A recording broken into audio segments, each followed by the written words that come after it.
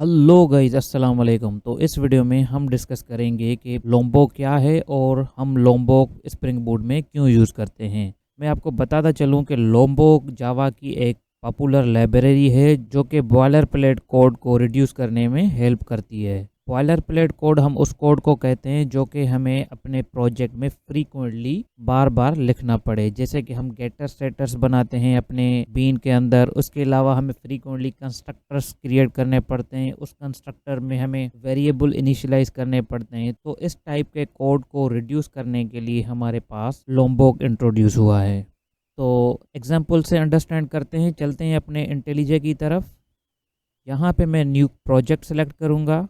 यहाँ पे spring initialiser select करेंगे। नेम के अंदर प्रोजेक्ट का नेम देंगे। मैं यहाँ पे दूंगा लोम्बोक एग्जाम्पल। लोकेशन मेरी डेस्कटॉप है। लैंग्वेज मैंने जावा सेलेक्ट किया। टाइप में मैवन सेलेक्ट करूँगा। जेडीके 17 जावा वर्जन 17 सेलेक्ट करूँगा एंड पैकेजिंग में जार। नेक्स्ट पे आएंगे। यहाँ से मैं स्प्रिंग का वर्जन 3.3.2 सेलेक्ट कर रहा हूँ। यहाँ से हम डिपेंडेंसीज ऐड करेंगे। सबसे पहले मैं ऐड करूँगा स्प्रिंग वेब। उसके बाद सेकंड डिपेंडेंसी में ऐड करूँगा जेपीए। उसके बाद थर्ड डिपेंडेंसी में ऐड करूँगा my SQL driver for my SQL database. इसके बाद मेरे पास फोर्थ डिपेंडेंसी है लोम्बोक। क्रिएट पे आएंगे, लोड मैवन प्रोजेक्ट पे क्लिक करेंगे। जब तक प्रोजेक्ट लोड हो जाए हम जाएंगे फाइल्स में, सेटिंग्स में। यहाँ से हम प्लगइन सेलेक्ट करेंगे। यहाँ आप मार्केट प्लेस में आएंगे एंड यहाँ पे आप सर्च करेंगे Lombok.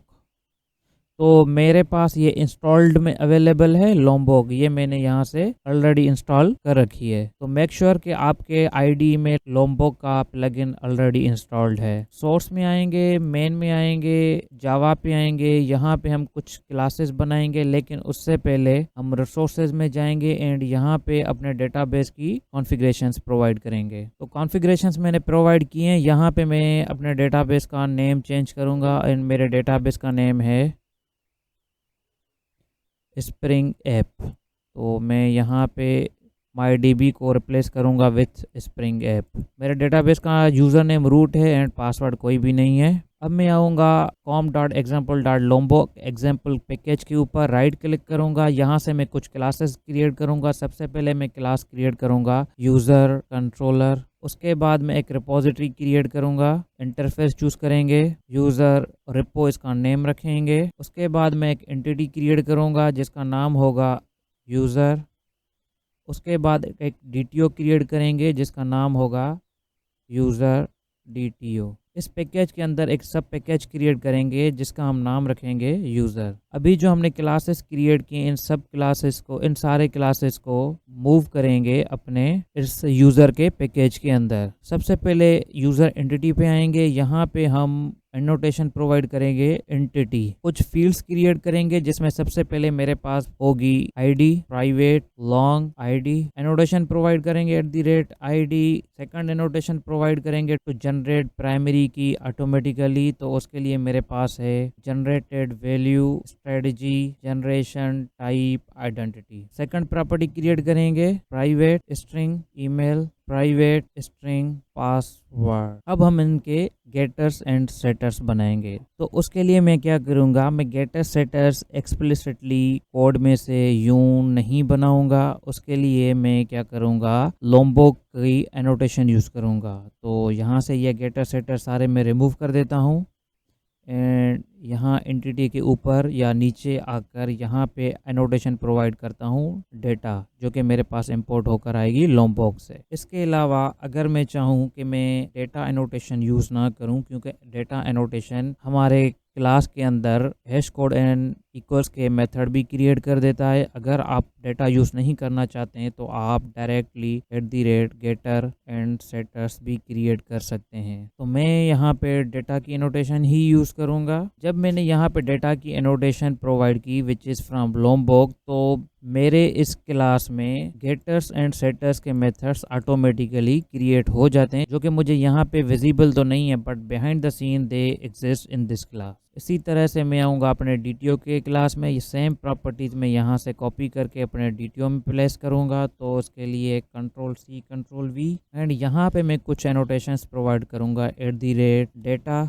Which is from Lombok and इसके अलावा मुझे चाहिए no arg constructor and argument constructor, मतलब एक ऐसा कंस्ट्रक्टर विच इज़ एम्प्टी। तो उसके लिए मैं क्या यूज़ करूँगा, नो आर कंस्ट्रक्टर्स एंड मुझे एक कंस्ट्रक्टर चाहिए जिसमें ये सारी फील्ड्स इनिशियलाइज्ड होंगी। तो उसके लिए मैं ये लोम्बो की एनोटेशन यूज़ करूँगा @all आर कंस्ट्रक्टर्स।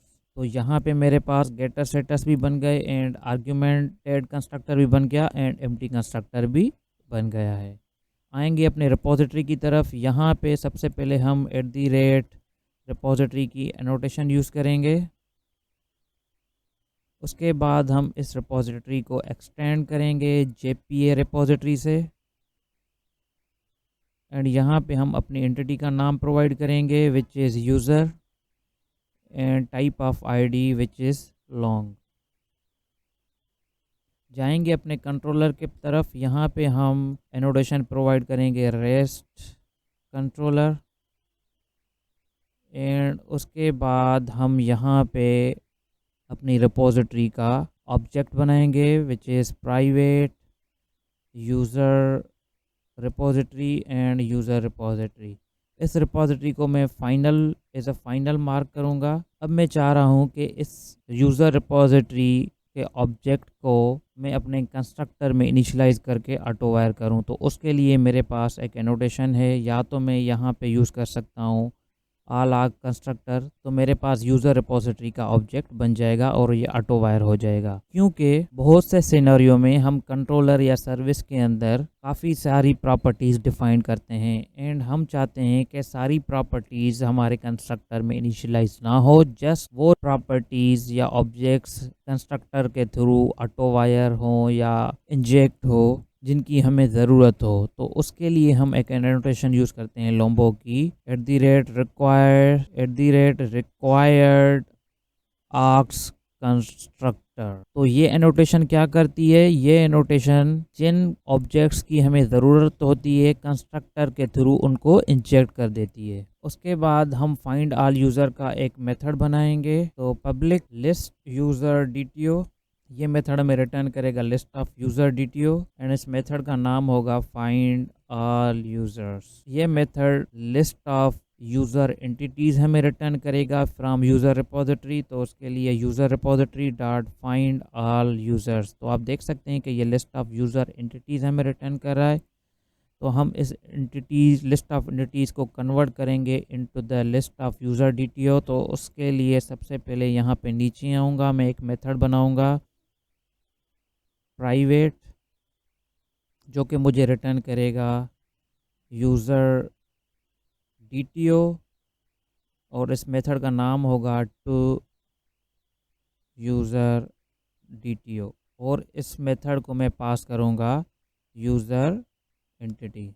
तो यूज़र DTO का नया ऑब्जेक्ट बनाएंगे। अब क्योंकि मैंने यूज़र DTO का ऑल आर्क्स कंस्ट्रक्टर क्रिएट किया हुआ है, तो मैं क्या करूँगा, यहाँ पे रिटर्न करवाऊँगा न्यू यूज़र DTO। तो मेरे पास एक एम्प्टी कंस्ट्रक्टर है एंड एक यूज़र DTO का ऑल आर्क्स कंस्ट्रक्टर है। तो मैं यहाँ पे इस कंस्ट्रक्टर को पास करूँगा user dot gate ID, user dot gate email end user dot gate password.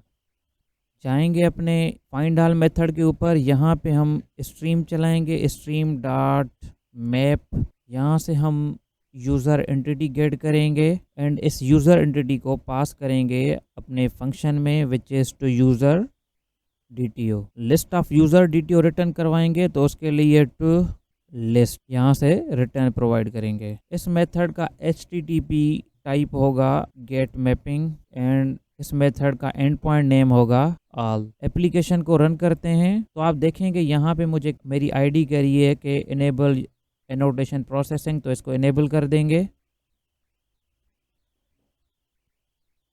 तो एप्लीकेशन है सक्सेसफुली स्टार्टेड। जाएंगे हम अपने पोस्टमैन की तरफ। यहाँ पे गेट मेथड सेलेक्ट करेंगे एंड टाइप करेंगे लोकल होस्ट :8080 उसके बाद हम अपनी एंड पॉइंट का नेम देंगे विच इज़ ऑल। सेंड पे क्लिक करेंगे तो हमारे पास डेटा फेच होकर आ जाएगा। तो आपने देखा कि कैसे with the help of Lombok library हमने कंस्ट्रक्टर्स क्रिएट किए, गेटर सेटर्स क्रिएट किए एंड अपने कोड को क्लीन रखा है। So this is the power of Lombok. Video अच्छी लगे तो लाइक एंड शेयर कीजिएगा। मिलते हैं नेक्स्ट ट्यूटोरियल में, तब तक के लिए टेक केयर, खुदा हाफिज़।